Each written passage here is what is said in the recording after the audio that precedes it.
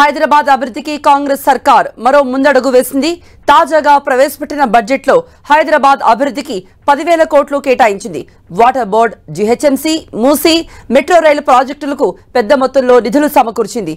దీంతో ఇప్పటికే అప్పుల్లో ఉన్న బల్దియాకు ప్రభుత్వం నుండి భారీగా నిధులు రావడంతో ఆర్థికంగా బయటపడుతుందని అంచనా.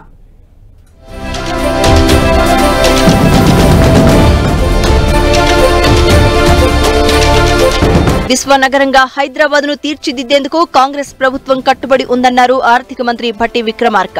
అసెంబ్లీలో ప్రవేశపెట్టిన బడ్జెట్ లో హైదరాబాద్ అభివృద్ధికి 10,000 కోట్లు కేటాయించారు. గ్రేటర్ హైదరాబాద్ డెవలప్మెంట్ ప్రణాళికలో భాగంగా హైదరాబాద్ అభివృద్ధికి ప్రభుత్వం పెద్ద మొత్తంలో వెచ్చించింది. ఇందులో GHMC, water board, Hyderabad metro rail, Musi నది, హెచ్ఎండిఏ సంస్థలకు భారీగా నిధులు కేటాయించింది. ఆర్థిక కష్టాలతో ఉన్న జీహెచ్ఎంసీకి ఈ ఏడాది భారీగా కేటాయింపులు చేసింది ప్రభుత్వం. దీంతో కాంగ్రెస్ పార్టీ చెప్పినట్లుగానే హైదరాబాద్ అభివృద్ధికి భారీ నిధులు సమకూర్చిందని చెప్పవచ్చు.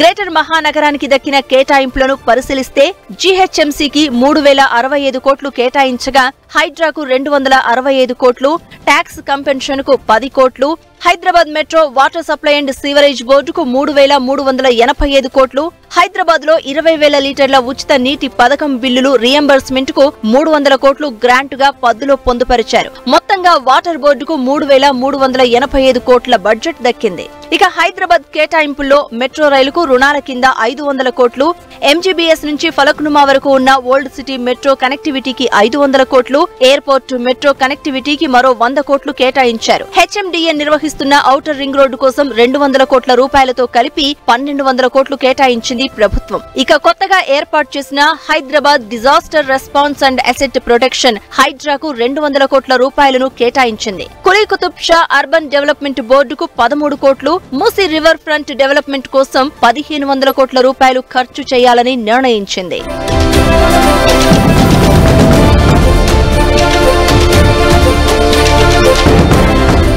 రాష్ట్ర ప్రభుత్వం ప్రవేశపెట్టిన బడ్జెట్ పై హైదరాబాద్ కార్పొరేటర్లు హర్షం వ్యక్తం చేస్తున్నారు. ప్రభుత్వం చెప్పినట్లుగానే హైదరాబాద్ అభివృద్ధికి కట్టుబడి ఉందని నిరూపించుకుందని డిప్యూటీ మేయర్ మోతే శ్రీలత అన్నారు. చాలా కాలం తర్వాత జీహెచ్ఎంసీకి, వాటర్ బోర్డుకు, మెట్రో రైలుకు ప్రత్యేకంగా నిధులు కేటాయించిన ప్రభుత్వానికి ధన్యవాదములు తెలిపారు. గతంలో ఎన్నడూ లేని విధంగా ఈ రోజు అసెంబ్లీలో బడ్జెట్ హైదరాబాద్ కోసం 10,000 కోట్లు బడ్జెట్ కేటాయించడం అనేది రాష్ట్ర ప్రభుత్వం, సీఎం ముఖ్యమంత్రి రేవంత్ రెడ్డి గారికి, అదేవిధంగా మా ఫైనాన్స్ మినిస్టర్ అయిన భట్టి విక్రమార్క గారికి హృదయపూర్వక ధన్యవాదాలు తెలియజేసుకుంటున్నాను. మొత్తంగా గ్రేటర్ అభివృద్ధికి బడ్జెట్ లో కేటాయింపులు భారీగా రావడంతో పెండింగ్ లో ఉన్న ప్రాజెక్టులకు కదలిక వచ్చే అవకాశం ఉందంటున్నాయి బల్దియా వర్గాలు.